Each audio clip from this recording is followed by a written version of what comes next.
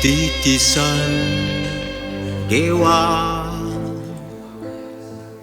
menjelma jadi rakyat jelata, tokoh penakawan, pembela pendawa, keadilan nan setia. Dia penyabar, walau diri dihina sesama. Ejekan yang nista karena raga yang lucu,